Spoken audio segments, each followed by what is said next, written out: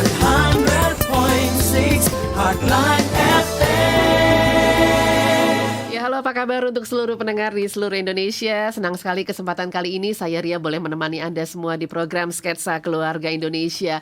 Dan karena kita masih ada di masa PPKM darurat, jadi memang selama beberapa hari ini sampai dengan tanggal 20, semua yang bergabung bersama dengan kami, kita semua talk show by virtual ya. Dan untuk hari ini topik kita menarik sekali, kita akan membahas seputar fintech gitu ya. Karena memang topik kita keluarga melek fintech di kala pandemi. Saat ini saya sudah tersambung melalui fasilitas virtual langsung saja dengan Kepala OJK Provinsi Lampung. Sudah bersama dengan saya Pak Bambang Hermanto.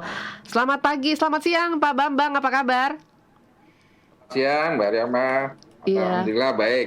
Iya, terima kasih sudah bergabung bersama dengan kami Pak Bambang. Iya, kemudian juga ada CEO dan juga co-founder dari Lahan Sikam, ada Pak Ade Sumaryadi. Assalamualaikum, selamat siang Pak Ade. Waalaikumsalam, selamat pagi Mbak. Oh pagi, iya betul-betul. Kalau masih di bawah jam 12 masih pagi ya Pak ya? Masih pagi. Oh, masih ya, pagi. Semangat terus maksudnya Mbak. Iya betul, semangat pagi ya Pak. Bang. Ya pagi Pak. Iya, oke. Tentunya di antara kita semua pendengar sudah tidak asing dengan istilah fintech gitu ya. Dan jangan-jangan Anda juga pernah terlibat masalah terkait dengan fintech ini. Langsung saja saya akan yang pertama nih ke OJK itu. Sebetulnya apa dan bagaimana fintech itu? Boleh dijelaskan juga nih Pak untuk kesempatan yang pertama. Langsung saja. Silakan Pak Bambang. Ya, makasih Mbak Riyama. Saya ikutan ya. Selamat pagi seluruh pendengar Headline 100.6 FM. Sebelum saya berbicara terkait dengan fintech ini, mungkin sekarang ini ada dua isu global, Mbak. Apa itu, Pak? Yang kita hadapi. Yang pertama itu mengenai isu global climate change. Ya, climate change. Ya kita ketahui bersama bahwa perekonomian ini mau tidak mau juga memberikan dampak kepada lingkungan, sehingga saat ini sedang menjadi isu global terkait dengan bagaimana mengintegrasikan antara ekonomi, ya, kemudian sosial dan lingkungan hidup. Nah, ini isu yang nanti akan menjadi mungkin game changer juga ini bagi masa depan perekonomian bukannya di Indonesia tapi di dunia. Nah, yang kedua, ya, isu ekonomi global ini adalah terkait dengan less contact ekonomi. Jadi ekonomi yang interaksi tatap muka atau face to face langsungnya ini mulai dibatasi. Iya. Ya tentu kita mengambil pelajaran nih dari PPKM ini Pak. Kondisi pandemi betul. Mau kita harus membatasi pergerakan kita, mobilitas kita, dan sehingga banyak sekarang bermunculan inovasi-inovasi yang iya. Di rumah pun kita tetap bisa melakukan kegiatan secara produktif. Betul, setuju. Nah, ini yang saya katakan salah satu isu global yang menjadi concern kita bersama, ya. Nah, tentunya dengan isu terkait dengan less contact ekonomi ini kaitannya erat juga dengan industri 4.0, ya. Salah satunya kemudian juga melahirkan inovasi-inovasi di sektor jasa keuangan. Nah, salah satunya dia adalah fintech. Ya, nah, fintech ini kalau secara umum, ya kita bisa artikan ini adalah sebuah inovasi di sektor jasa keuangan atau di industri jasa keuangan yang memanfaatkan perkembangan teknologi. Ya, ini kalau paling gampangnya sebenarnya kalau kita bisa analogikan, misalnya karena fintech ini kan macam-macam Mbak ya. Ada fintech yang terkait dengan sistem pembayaran, ada fintech yang terkait dengan pinjam meminjam, bahkan juga ada fintech yang terkait dengan pembiayaan. Tapi ya, yang paling viralnya yang pinjam meminjam itu ya Pak, justru yang viral ya. Padahal sebetulnya Pak Ade ini. Iya. Karena langsung bergerak praktisinya di pinjam meminjam ya. Di utang-utang, iya. Jadi ada 3 sebetulnya ya Pak, boleh dijelasin lagi tentang sistem pembayaran, pinjam meminjam. Tadi yang satunya lagi apa Pak? Pembiayaan. Pembiayaan, ya. Oke. Ya, memang selama ini yang menjadi otorisasi kami di OJK itu adalah yang di sektor pinjam meminjam dan pembiayaan. Oke. Dan di sistem pembayaran ini ada ranahnya sendiri di Bank Indonesia ya. Nah, mungkin kalau secara gampang saja masyarakat mungkin sudah kenal yang terkait dengan namanya GoPay, Iya. ya. Dan nah itu adalah salah satu bentuk fintech sistem pembayaran. Tapi yang saat ini sedang menjadi salah satu industri yang berkembang dengan pesat, ini adalah industri di fintech peer-to-peer lending. Kita membahasakan di dalam ketentuan itu adalah peer-to-peer lending. P2P lending. Nah, kemudian yang kedua itu adalah fintech crowdfunding ya, atau pembiayaan secara gotong royong. Di sini memang dua area yang berbeda, karena yang di satu sisi ini memang murni untuk lembaga pembiayaan, tapi yang crowdfunding nanti ada kaitannya lebih ke pasar modal nih, ya. Jadi nanti kita akan coba kita bahas yang isu yang terkait dengan fintech peer-to-peer lending. Nah ini kalau gampangnya membahasakan fintech peer-to-peer lending ini sama seperti kalau kita biasa belanja di Tokopedia ya. Tokopedia atau marketplace yang lainnya lah yang biasa dilakukan oleh Bapak Ibu sekalian. Di situ ada barang-barang yang dijual, kemudian juga ada pembelinya. Tapi kita melakukan transaksinya ini melalui teknologi informasi dalam ini sebuah platform. Ya, kalau platformnya transaksi jual beli ini Tokopedia, nah ini platformnya untuk fintech peer-to-peer lending ini ada namanya nanti kita sebut penyelenggara fintech ya. Nah, ini Lahan Sikam adalah salah satunya. Nanti sama, jadi ada para pengusaha atau individu yang membutuhkan uang, nanti harus masuk ke dalam platform tersebut untuk bisa diketahui oleh para investor, yang posisi kalau transaksi jual beli nanti sebagai pembelinya ya. Jadi para investor yang punya dana nanti akan milih-milih Mbak. Mana ini kira-kira usaha UMKM atau individu yang saya bisa biayai nih, saya sebagai investor ke sana. Kenapa namanya peer to peer? Ini karena langsung nanti berhadapan antara investor langsung dengan si peminjam. Ya, di sini Lahan Sikam misalnya sebagai sebuah perusahaan fintech, dia hanya menjadi perantara karena mereka hanya sebagai penyelenggara daripada layanan fintech itu. Nah, ini makanya di dalam industri fintech peer-to-peer lending ini banyak sekali hal-hal yang perlu dipersiapkan ya. Jadi sangat berbeda dengan pinjol-pinjol, apalagi yang pinjol-pinjol ilegal ya. Karena di sini ada, kalau pinjol ilegal mungkin berbicara kita hanya pada sisi peminjaman saja. Padahal di dalam konsep model bisnis daripada fintech ini ada di sini, salah satunya ada investor, ya. Terus kemudian di satu sisi ada para peminjam. Nah ini mungkin yang banyak belum diketahui oleh masyarakat secara luas, gitu. Oke. Nah kalau ngomongin legalitas itu bagaimana Pak?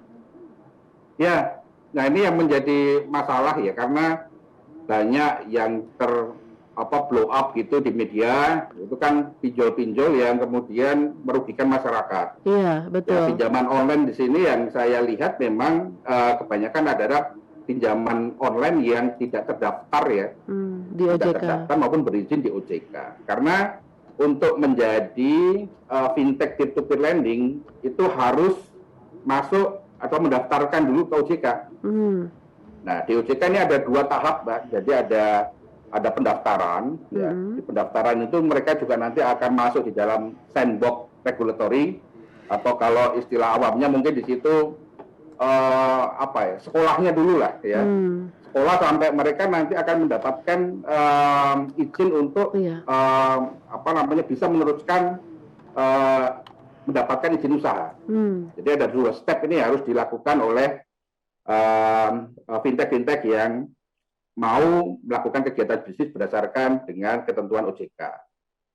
Dan kalau memang mau mengecek, bisa langsung ke 157 aja, Mbak. Oke, 157. OJK, ya. Jadi kalau ada yang menawarkan gitu ya, mengenai pinjaman secara online, nah itu harus bisa mendeteksinya dari mana? Telepon saja di 157 ya call centernya OJK.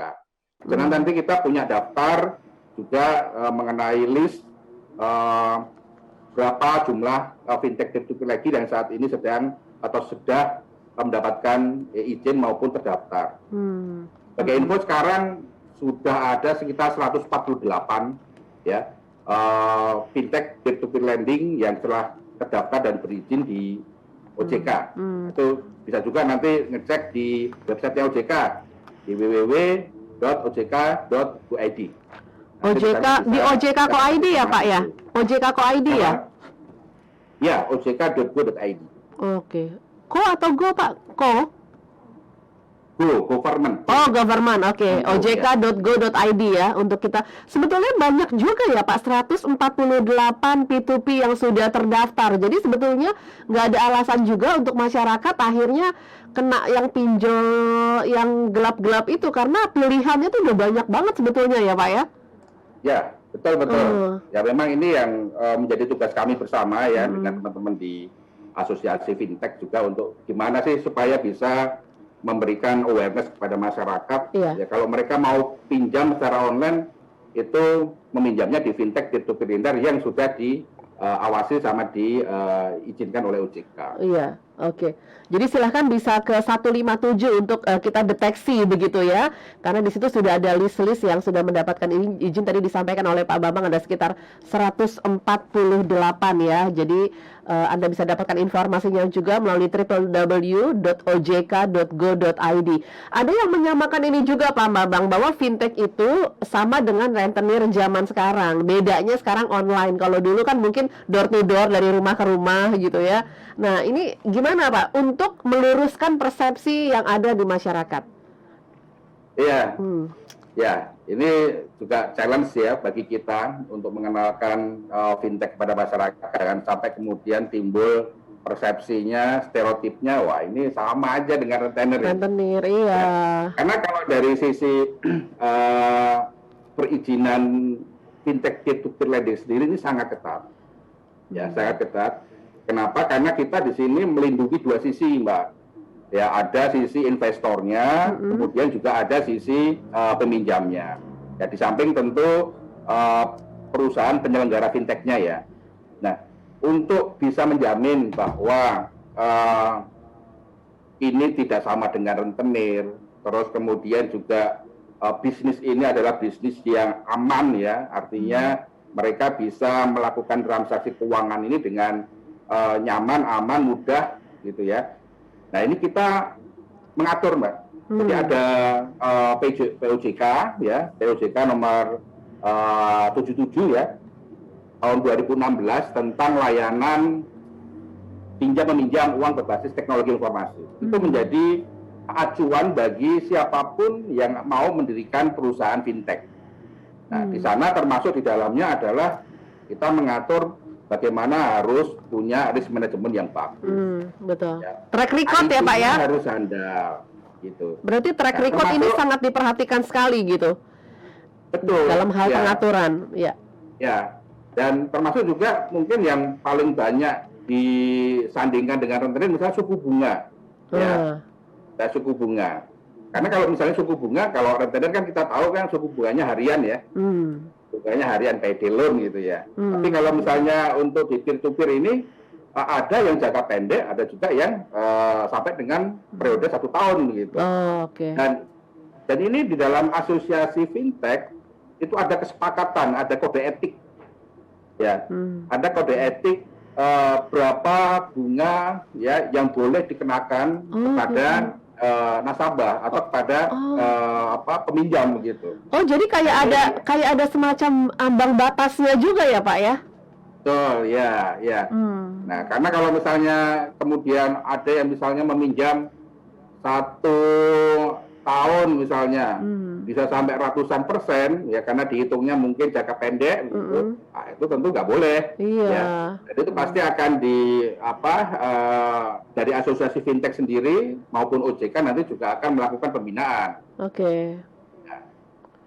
Dan kemudian juga salah satu yang mungkin untuk meningkatkan kepercayaan masyarakat di dalam perusahaan fintech ini juga mereka ada ISO-nya, Mbak. Jadi ISO 27001 ini merupakan salah satu ISO yang untuk memastikan bahwa lembaga keuangan fintech ini bisa memenuhi standar internasional ya. Iya. Dalam hal penyelenggaraan bisnis peer-to-peer lending ini. Iya. Oke. Nah, kalau di Lampung sendiri bagaimana tuh Pak potret dari fintech sendiri di Lampung gitu? Ada berapa banyak sih fintech yang ada di Lampung sendiri? Karena Bapak di sini mewakili Lampung nih Pak Bambang.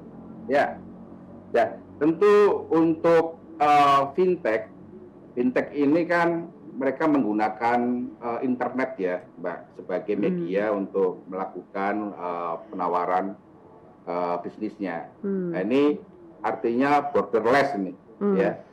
Tanpa batas, betul. Ya, bisa jadi ya peer-to-peer lendingnya ada di Jakarta atau di Jawa Timur misalnya, tapi nasabahnya juga ada di Lampung nih. Ya, nah, jadi dengan bisnis peer-to-peer lending yang aksesnya melalui internet, terus kemudian bisa diikuti oleh masyarakat di daerah manapun. Nah, ini tidak menutup kemungkinan di Lampung ini sudah banyak, ya, sudah banyak pemain fintech yang menjadikan Lampung ini second bisnis. Nah, tapi kalau secara kelembagaan di Lampung ini sudah ada satu perusahaan fintech, ya. Mungkin di Sumatera ya, Pak Ade ya. Di Sumatera ini baru satu ada perusahaan fintech yang memang berdiri di Lampung sendiri, yaitu perusahaan lahan sikam. Ya, fintechnya lebih dikenal sebagai lahan sikam. Nah, ini yang kita lihat juga pertumbuhannya sangat signifikan ya dari lahan sikam ini, dan nanti mungkin Pak Ade bisa menyampaikan ya. Dan kita sadari bahwa untuk fintech ini memang sangat membantu, terutama kepada masyarakat yang belum bankable. Iya, betul. Mau masuk ke bank susah karena harus ada jaminan. Iya. Termasuk harus kemudian misalnya persyaratan izin usaha atau kemudian bisnisnya harus sudah jalan 2 tahun minimal misalnya begitu. Iya. Nah, ini peluang sebenarnya dari fintech untuk menggarap segmen itu, ya, segmen yang tidak bisa yang susah untuk mengakses perbankan begitu ya Pak Bambang ya. Iya. Saya tertarik langsung ke Pak Ade ini, CEO dan juga co-founder dari Lahan Sikam. Anda termasuk salah satu pemain fintech yang cukup besar di Lampung begitu Pak Ade? Ya. Iya. Oke, sebetulnya kebutuhan dari masyarakat sendiri yang Anda lihat seperti apa sehingga akhirnya terbentuk Lahan Sikam ini? Oke, terima kasih Mbak Riyama. Penjelasan dari Pak Bambang tadi sangat komprehensif ya sebenarnya terkait dengan perbedaan antara fintech legal dan ilegal. Gitu. Kalau ilegal itu biasanya nyebutnya pinjol gitu Mbak ya. Cuman kalau kami yang legal itu biasanya nyebutnya fintech lending. Oh, fintech lending. Oke. Jadi bahasa di kami itu adalah fintech lending. Jadi itu yang sedikit membedakan juga antara yang legal dan yang ilegal. Jadi nggak mau nih kalau sampai ada yang bilang Lahan Sikam termasuk pinjol, enggak ya Pak? Enggak. Kalau kami lebih senang disebutnya fintech lending. Fintech lending. Oke. Gitu. Karena yang tadi Pak Bambang saya nerusin sedikit, fintech itu kan memang ada 3 gitu. Yang sekarang booming itu adalah sebelumnya fintech payment, lalu fintech lending, nah nanti larinya ke pembiayaan gitu. Nah, khusus yang di Lampung sendiri yang sekarang ada gitu ya, itu adalah satu-satunya fintech lending itu baru Lahan Sikam gitu di Sumatera. Nah, itu yang membuat unik adalah model bisnisnya Mbak. Model bisnisnya itu kami itu hanya penyelenggara, fintech lending itu hanya penyelenggara aja, tidak boleh menghimpun dana gitu, karena menghimpun dana itu sudah jadi ranahnya fintech payment gitu. Oh, oke. Gitu. Nah, terus pembebanan suku bunga juga diatur yang tadi Pak Bambang jelaskan. Itu besarannya diatur dalam kode etik asosiasi itu sebesar 0,8% per hari. Gitu. Nah, jadi kalau misalnya ada lembaga ya yang menawarkan suku bunga misalnya lebih dari 0,8% itu otomatis ilegal. Gitu. Nah, karena kan mereka kan sangat masif ya, gitu. Sangat masif menawarkan kepada terutama masyarakat yang unbankable, gitu. Ini udah masuk ke sektor keluarga juga. Iya. Gitu. Jadi banyak juga keluarga-keluarga yang bapaknya kena, mungkin ya ibunya kena, gitu ya. Secara yang mahasiswa, yang anak-anak yang sudah melek hukum itu bisa kena juga karena dan banyak yang kenanya berkali-kali loh Pak Ade. Jadi dia kena tuh di banyak gitu. Bukan cuma satu gitu kan, ya. Betul, Mbak. Jadi pernah ada kasus itu satu orang itu kena hampir di seratusan fintech. Waduh, aduh, merinding ya saya. Itu karena memang prosesnya sangat mudah, Mbak. Iya. Gitu. Ngabisinnya juga mudah, Pak ya. Dapetinnya gampang, ngabisinnya lebih gampang lagi gitu. Betul. Proses sangat mudah, mendapatkannya juga mudah. Penawarannya sangat masif. Nah, ini sebenarnya ciri-ciri dari fintech yang ilegal. Ilegal, gitu. betul. Karena kalau yang legal seperti kami, kami itu dibatasin oleh berbagai macam regulasi, gitu, dari OJK sendiri dan juga dari asosiasi, gitu. Contohnya terkait dengan pembebanan suku bunga, gitu ya. Lalu terkait dengan status legalitas, lalu terkait dengan data yang tadi Pak Bambang sudah ceritakan itu. ISO 27001 itu sebenarnya terkait dengan pengelolaan data, Mbak. Kalau fintech ilegal itu mengakses hampir semua data-data sensitif yang ada di handphone, gitu. Yang paling parah adalah mengakses phonebook, gitu ya. Phonebook, gallery, ya, itu yang dari handphone. Secara teknologi mereka bisa itu mengakses itu, dan itu sangat dibatasin oleh OJK sendiri dan oleh asosiasi dari fintech lending, gitu. Jadi yang boleh diakses, gitu ya, yang boleh diakses hanya 3, gitu, terutama untuk yang legal. Yang pertama adalah kamera, yang kedua mikrofon, yang ketiga lokasi. Oh, oke. Kita biasa istilah di kita tuh camilan. Gitu. Apa tuh Pak? Kamera, mikrofon, sama location. Sebenarnya cemilan gitu ya Pak ya. Camilan. Gitu. Nah, jadi di luar itu, Mbak, kalau misalnya masyarakat sedang mendownload gitu ya, karena proses yang sangat mudah mendownload dari Play Store, lalu ada minta akses untuk di luar ketiga itu sudah abaikan. Itu ilegal. Jadi abaikan aja ya Pak ya kalau kayak gitu ya. Oke. Jangan diteruskan untuk melakukan downloadnya. Gitu. Nah, karena di Lampung kami sendiri kan sering melakukan sosialisasi ya, sering melakukan edukasi kepada masyarakat yang memang secara teknologi masih kurang melek gitu ya, kita bilang itu. Dan ini kalau di kami kan bukan sesuatu yang baru, tapi buat mereka ini sesuatu yang baru gitu.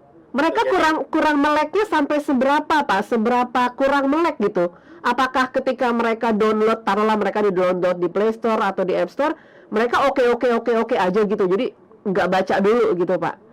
Sebetulnya aturannya bagaimana? Nggak meleknya seberapa nggak melek? Kalau biasanya kan ya kalau orang sudah ada kebutuhan gitu agak mengesampingkan ya, agak mengesampingkan dengan awareness-nya gitu, yang resikonya gitu. Nah, makanya berkali-kali kita sosialisasi tentang perbedaan antara fintech legal gitu ya dengan yang ilegal. Nah, itu yang paling sederhananya adalah ketika melakukan download tersebut gitu ya, cuma 3 akses yang diminta gitu, kamera, mikrofon, location.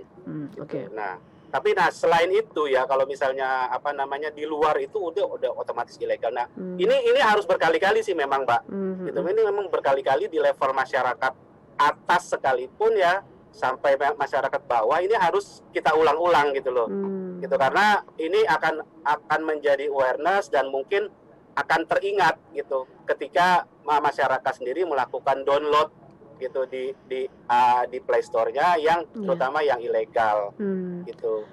Iya. Karena secara apa namanya pengguna internet di Indonesia terutama di Lampung juga sudah mulai tumbuh gitu. Masif ya. Kemarin kan data dari apa namanya Asosiasi Pengguna Jasa Internet Indonesia itu ada 189 juta apa namanya akses internet penduduk Indonesia. Tapi yang masalah sebenarnya penetrasinya gitu. Jadi penetrasi penggunaan internet itu yang masih minim gitu. Nah, makanya potensi finansial teknologi untuk hadir di kota-kota di luar Jakarta Jawa. gitu ya, di Jabodetabek gitu ya. Nah, itu sangat-sangat tinggi sebenarnya. Gitu termasuk juga di Lampung. Iya. Cuman memang ya effort ya, maksudnya kita juga bantu regulasi juga untuk terutama edukasi kepada masyarakat tentang legal dan ilegal ini. Betul. Nggak bisa sekali dua kali, tapi memang harus berulang-ulang seperti itu ya Pak ya. Itu kita Betul, Mbak. itu Harus berulang. kerja bareng gitu, karena memang ternyata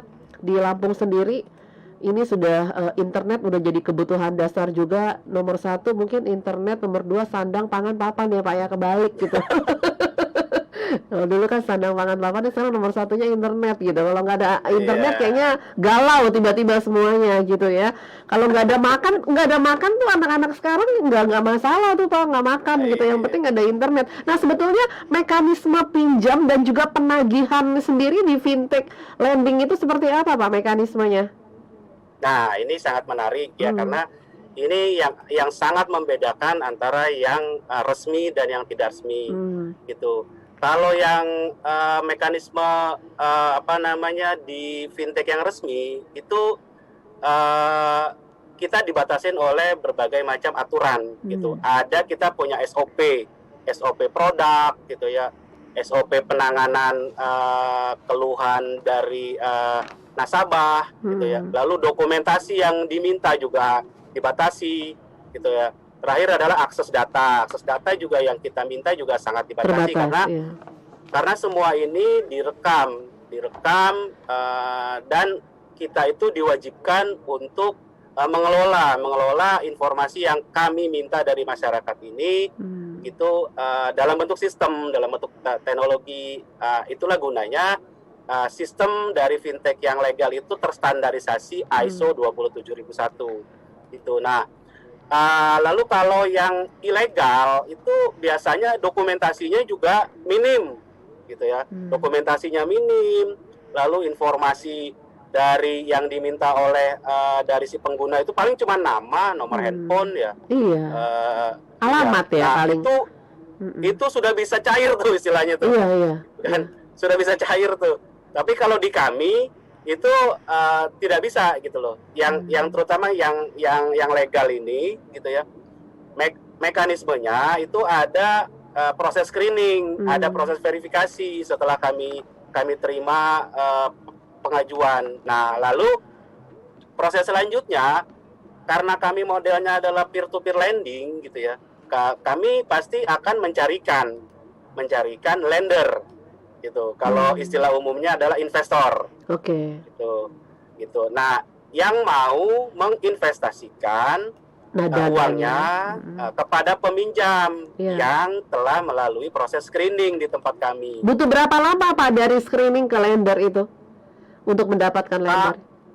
Kalau di tempat kami itu one day, Mbak. Satu hari itu sudah muncul. Karena kan prosesnya kan kita online ya. Betul gitu. Nah, makanya di tengah pandemi ini sebenarnya ada potensi lain sebenarnya untuk para keluarga Indonesia nih, terutama yang lagi PPKM nih ya kondisinya gitu. Apa potensinya? Yaitu menjadi lender sebenarnya. Oh, gitu. Oke. Menjadi investor untuk fintech yang legal yang pastinya. Gitu. Karena prosesnya sangat mudah kok, Mbak.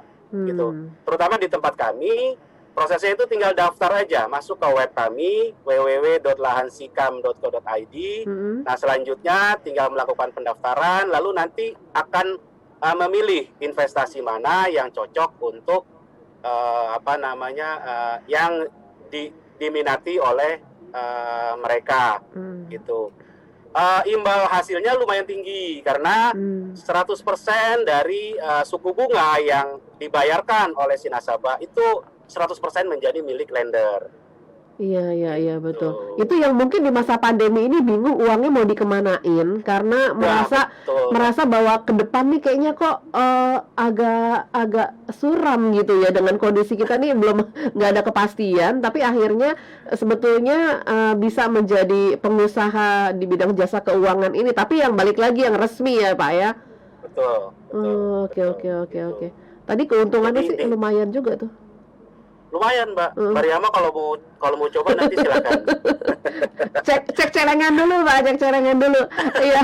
karena karena kan kalau dibandingkan deposito pasti lebih besar dari kami, Iya. gitu kan, karena suku bunganya itu kan pasti berbeda, Iya. meskipun ada resiko juga gitu. Resikonya ada apa? resiko, ya resikonya kan yang paling terutama adalah gagal bayar gitu. Hmm.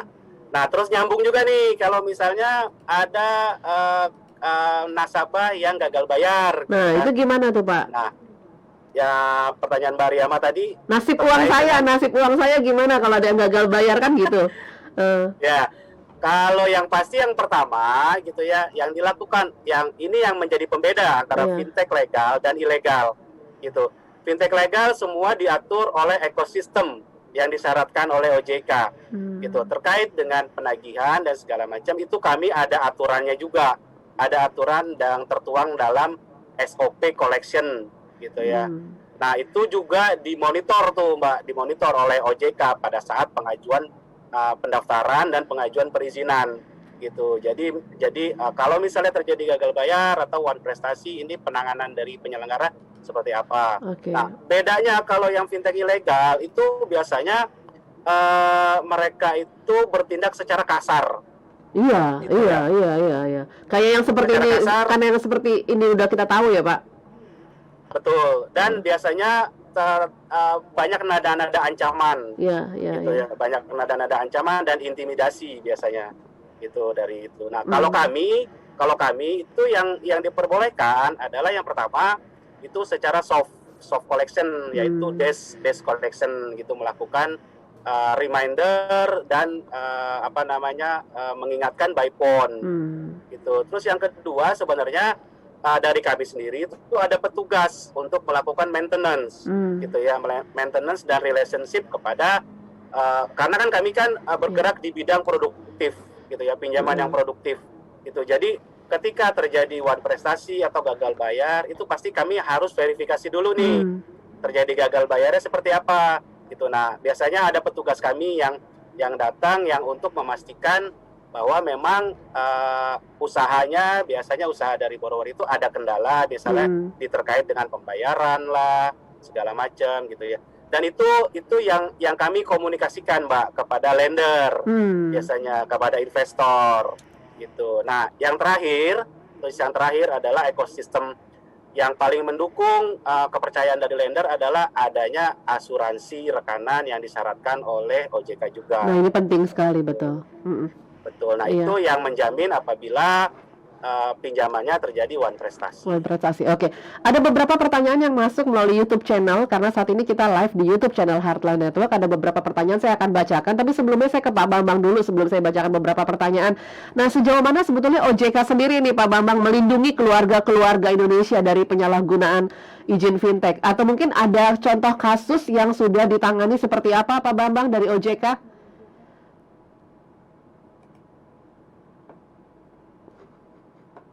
Iya, Pak Bambang. Saya coba Ya, Mbak Riyama, Iya. di Gimana? undang-undang tentang OJK, kita diamanatkan dua, Mbak.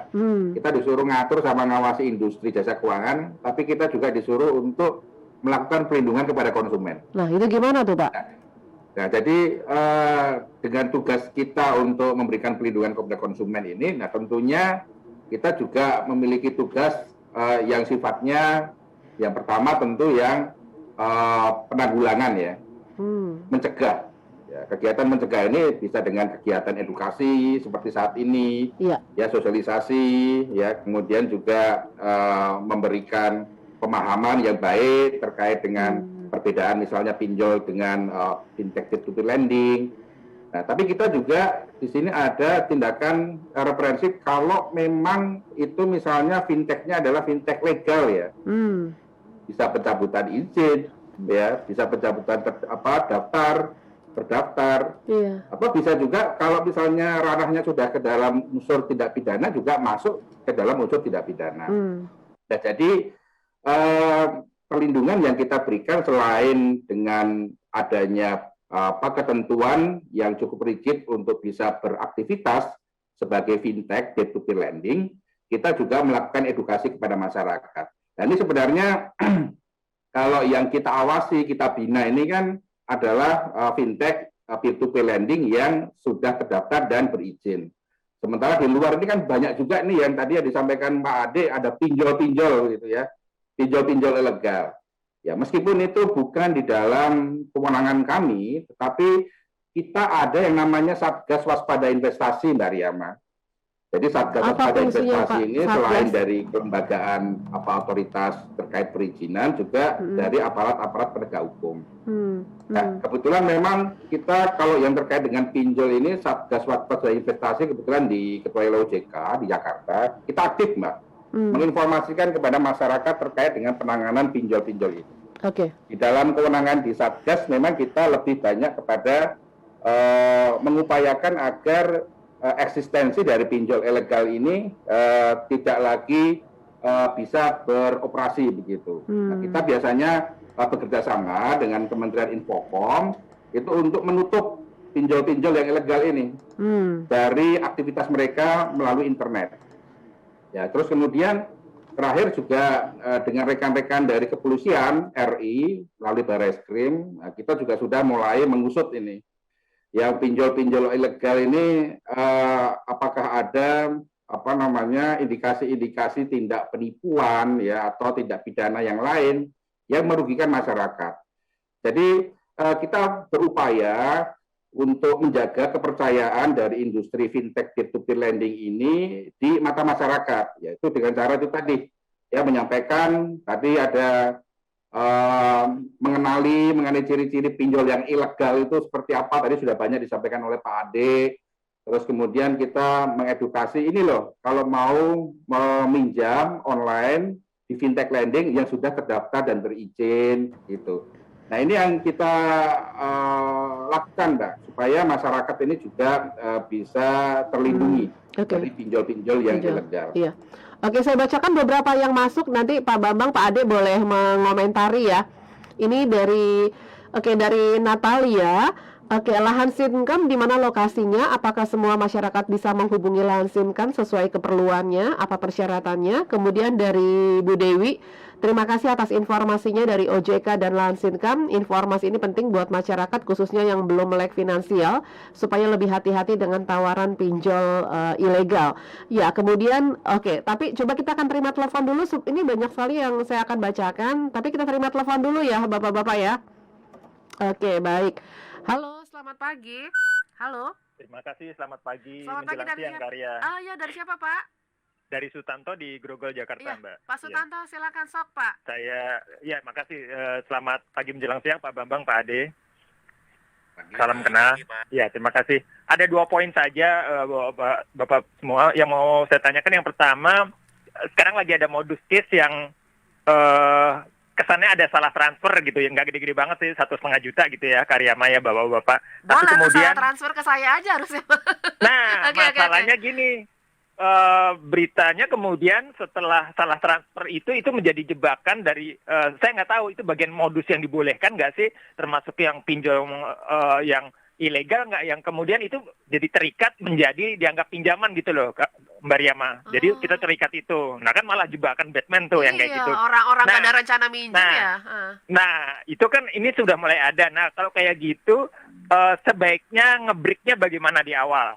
Jangan sampai kita jadi keterusan. Jadi kesannya kita nggak ngajuin tapi kita jadi kena. Otomatis harus ngebalikin sementara ya kejebak, namanya kan begitu. Padahal kita nggak kepengen apply itu. Bagaimana menghindarinya, itu yang pertama. Yang kedua, sedikit mungkin pengalaman Pak Ade di lapangan, walaupun di Lampung ya tadi Mbak Riyama ya. Iya, di Sumatera ya. Di Sumatera ada nggak atau bagaimana pandangannya dengan kredit harian Pak yang 40 hari lunas biasanya untuk pedagang kecil begitu, yang selama ini saya ngelihat jauh sebelum ada pinjol ini mereka baik existing si nasabahnya maupun existing si penyedianya. kredit harian itu nanti untuk usaha mereka begitu. Iya. Pertanyaannya kan satu, mereka angsur tiap hari gitu, nggak ada istilah denda, nggak bisa bayar ya besoknya. Jadi kalau targetnya 40 hari bisa agak mundur. Tapi pertanyaannya ada beberapa satu pedagang bisa sampai punya 3. Jadi bayar cicilannya itu antara yang pagi dia udah ada datengin dia bayar, ada yang siang, ada yang sore. Kok itu bisa survive ya? Padahal bunganya gede banget. Yang saya mau tanyakan, kalau itu dia bisa bayar, kenapa dia bisa hidup? Nggak usah pakai itu, kenapa nggak bisa? Alasannya nggak punya cash flow, nggak punya cash money. Tapi kalau buat bayar angsuran itu bisa hidup, dan ada dan existing, dan nggak pernah ada yang gulung tikar. Buktinya udah bertahun-tahun dia ntar kepengen ngadain lagi, pinjam lagi. Kadang-kadang belum sampai lunas 40 hari tuh, Mbak Riyama, udah diajuin lagi. Kesannya BI checkingnya dalam tanda kutip baik-baik banget begitu. BI checkingnya loh, padahal kan buru-buru pakai BI checking begitu. Iya, tapi istilahnya dipakai BI checkingnya ya. Oke, thank you. Iya, buat saya istilahnya itu aja. Artinya sama si mereka kreditor kalau dia mereka eksis gitu. kalau nggak bagus pasti nggak akan dikasih lagi kan. Iya. Ternyatanya dia tetap bagus. Kadang-kadang dia pulang kampung dulu nggak dibayar, nggak apa-apa. Bukan berarti nanti karena udah 1, 2 hari, percaya 3 ya hari. Pak ya. Iya, poinnya satu Oke. sih, biasanya pedagang udah lama, poinnya Iya, begitu. yang udah Tapi kok langganan. itu bisa existing Bisa ketimbang eksis. saya mau adu sama yang pinjol-pinjol sekarang yang mohon maaf dalam tanda kutip lebih banyak bermasalah, Mbak Ria Oke, dan baik. Bapak. Iya. Mungkin itu. Terima kasih. Selamat siang. Iya, semua. terima kasih. Selamat siang Pak Sutanto. Saya bacakan lagi ya beberapa yang masuk. Saya punya 20 aplikasi gagal bayar. Karena legal pun main sebar aja tuh data saya, telat sehari nggak ada toleransi. Oke, ini banyak sekali yang perlu kita komentari. Ke Pak Bambang dulu, Pak Bambang, silakan Pak Bambang. Ya, terima kasih, Mbak. Memang ini kalau case-case banyak ya tadi seperti Pak Ibu Mbak Riyama sampaikan sampai 100 Pak Ade ya. Sampai 100 fintech itu sampai gali lubang tutup lubang begitu. Iya, ini sampai ada yang bilang mungkin saya juga sama tadi juga dengan 20 fintech gagal gitu bayar. ya. Nah, Pak Tanto, ini terima kasih. Ini memang kami juga sudah dengar ya terkait dengan modus baru ini. Jadi memang kalau saran saya, ya yang namanya bukan uang kita ya, jangan diapa-apain begitu, ya. Tiba-tiba masuk transfer nggak jelas dari siapa gitu. Ya kalau kita niatnya, wah ini mumpung ada rezeki nomplok begitu kita pakai, wah itu bisa jadi perkara gitu ya. Kalau kemudian misalnya saja ternyata itu salah transfer, kemudian bank itu kemudian mengkoreksi, nah itu kan nanti bisa jadi kita yang kesedot juga saldo kita gitu. Nah kemudian kalau misalnya memang sudah masuk kemudian mau konfirmasi ya sebenarnya bisa saja konfirmasi kepada bank ya. Ini dari siapa atau ini siapa yang melakukan transfer ini, dan yang penting itu tadi jangan dipakai uang ini, bukan uang kita gitu ya. Kecuali kemudian kalau misalnya ada tindak lanjutnya sudah kepake, keburu kepake, terus kemudian dipermasalahkan, tolong bisa melakukan pengaduan lah ke OJK yang disampaikan. Nanti kita bisa koordinasi dengan teman-teman di kepolisian. Barangkali ini juga menjadi salah satu sindikat ya, sindikat tadi yang disampaikan oleh rekan-rekan di Bareskrim Polri. Pinjol ini ada indikasi sindikat gitu. Mereka pakai berbagai macam modus gitu ya Pak ya. Betul. Yang intinya adalah merugikan orang. Nah ini yang bisa dianggap sebagai tindak penipuan ya. Nah ini saran saya seperti itu. Terus kemudian nih kalau yang kredit harian, ya baik mungkin pengguna maupun juga rentenernya survive semua itu ya. Iya. Kita juga sudah memiliki program sebenarnya Mbak Riyama di OJK. Jadi kita ada yang namanya pembiayaan melawan rentenir. Ya. Kalau rentenir itu kan ciri-cirinya kan cepat, mudah, tapi bunganya mahal. Ya, kita coba mindsetnya kita rubah ya, nanti pengguna kredit yang harian ini ada fasilitas ataupun kredit yang cepat, mudah, tapi bunganya rendah, jauh lebih rendah daripada rentenir begitu. Nah ini yang sudah mulai digagas oleh lembaga jasa keuangan khususnya BPR dan Bank Umum ya, termasuk juga sebenarnya ini kan tagline-nya fintech juga ini, cepat, mudah, dan biayanya lebih murah dibandingkan dengan rentenir gitu. Nah, ini yang menjadi tugas kita ya, supaya masyarakat semakin melek terkait dengan produk-produk jasa keuangan. Banyak kok produk-produk pembiayaan yang bunganya murah, kur murah ya. Itu 6% saja. Beberapa kredit pembiayaan itu bahkan ada sampai hanya 3% saja ya, per tahun loh, bukan per bulan ya itu ya. Nah, terus kemudian juga dari fintech pun juga menawarkan pembiayaan yang sangat cepat, mudah, dan juga relatif murah. Nah, ini yang mungkin kalau pendekatannya dengan fintech, ya kita harus juga melakukan edukasi penggunaan handphone, ya, penggunaan internet, karena para pelaku pengguna jasa rentenir kan biasanya memang yang nggak melek teknologi ya, atau nggak melek penggunaan gadget. Nah, ini yang harus kita terus-menerus kita lakukan. Jadi itu Mbak Riyama. Ya, baik. Pak Ade, silakan Pak Ade, ada beberapa yang pertanyaan kepada Anda juga, khususnya untuk lahan Sinikam. Oke, saya mungkin nambahin sedikit yang Pak Bambang tadi untuk Pak Tanto, bahwa memang yang kredit harian itu ya memang sangat subur ya, terutama di pasar-pasar gitu. Iya, benar. Karena itu pembuatan produk juga, produk pembiayaan yang ada juga. Makanya kami hadir, sebenarnya solusinya adalah melengkapi produk pembiayaan yang dari bank-bank umum gitu ya. Karena kan mungkin karena biaya yang agak besar gitu ya, bank-bank umum itu tidak mau terjun kepada kredit-kredit yang kecil iya, yang harian gitu. Nah, kami karena simplifikasi produk juga, sebenarnya kami ada banyak solusi untuk pedagang-pedagang dengan model yang seperti itu gitu. Jadi kami juga sebenarnya sudah memiliki produk gitu ya, untuk mengcounter rentenir yang offline. Itu kan yang offline ya gitu. Nah, memang kendalanya yang tadi Pak Bambang juga cerita, bahwa masih butuh literasi dan edukasi terkait penggunaan teknologi di bidang finansial. Nah, itu yang jadi tantangan kami gitu. Nah, kalau yang lahan Sikam sendiri di Lampung itu hadir di tahun 2018. 2019 kami mulai beroperasi, dan kami kantornya itu ada di Jalan Ratu di Balau, nomor 152A, Tanjung Seneng gitu. Jadi sekitar Wai Halim ya kalau nggak salah ya. Gitu ya. Jadi kalau misalnya ada yang lewat, ada yang memang ada kepentingan, silahkan Bapak dan Ibu mampir ke kantor kami. Ini di belakang saya ini, background ini salah satunya lobi kantor lahan Sikam nih, yang alhamdulillah sudah pernah dihadiri juga sama Pak Bambang gitu. Iya. Gitu. Nah, lalu kalau misalnya mau daftar, ada kebutuhan, Bu, silahkan nanti berkunjung aja ke kantor ataupun visit web kami di www.lahansikam.co.id gitu. Nah, nanti ada petugas kami yang jam kerja, tapi ya masih sesuai jam kerja, yang akan membalas kalaupun Ibu atau Bapak nanti mengisi pertanyaan-pertanyaan, chatting melalui web kami, maupun langsung mengajukan pembiayaan misalnya gitu. Nah, nanti insya Allah akan direspon secara cepat oleh tim kami. Oke. Gitu, Baik. Mbak Riyama. Iya, sudah. Iya, silakan. Silakan Pak Bambang. Tadi saya lupa tadi ada komen ya di YouTube mengenai gagal bayar, terus kemudian 20 ternyata itu juga ada fintechnya yang legal juga.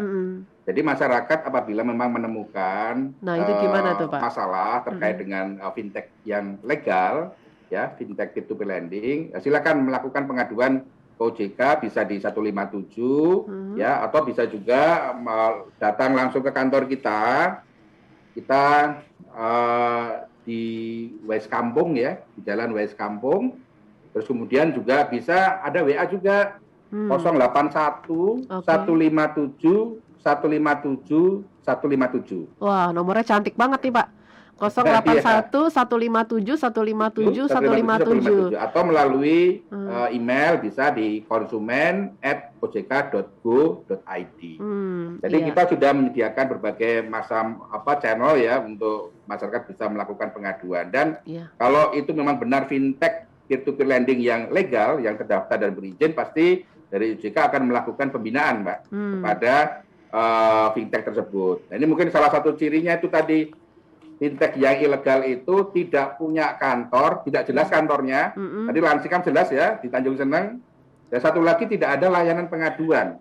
Ya, di fintech yang legal wajib ada layanan pengaduan. Iya, iya, iya. Iya, oke. Baik. Terima kasih Bapak-bapak untuk informasinya, sudah clear sekali, dan semoga tentunya untuk para pendengar yang mungkin membutuhkan gitu ya, mau kemana sih gitu caranya untuk bisa mengadukan, silakan bisa ke 157 atau tadi nomor WA-nya 081 157 157 157. Sekali lagi terima kasih untuk Bapak-bapak berdua yang sudah bergabung bersama dengan kami. Pak Bambang, terima kasih Pak Bambang, Kepala OJK Provinsi Lampung. Terima kasih Pak Bambang. Lalu juga Ya, Pak Ade sama-sama. Sumaryadi, CEO, sehat. co-founder dari Lahan Sinkam. Terima kasih, salam sehat untuk berdua. Terima kasih Pak. Terima kasih. Ya, terima Mbak kasih. Irma. Terima kasih Pak Bambang. Iya. Sehat semuanya. Iya, Ya. terima kasih Pak. Iya, terima kasih juga untuk semua yang sudah mendengarkan dan juga menyaksikan siaran kami. Siaran saya bertiga dengan Pak Bambang Hermanto, Kepala OJK Provinsi Lampung, dan juga Pak Ade Sumaryadi, CEO dan co-founder Lahan Sinkam. Silakan Anda bisa nonton lagi siaran kami bertiga melalui YouTube channel di Heartline Network.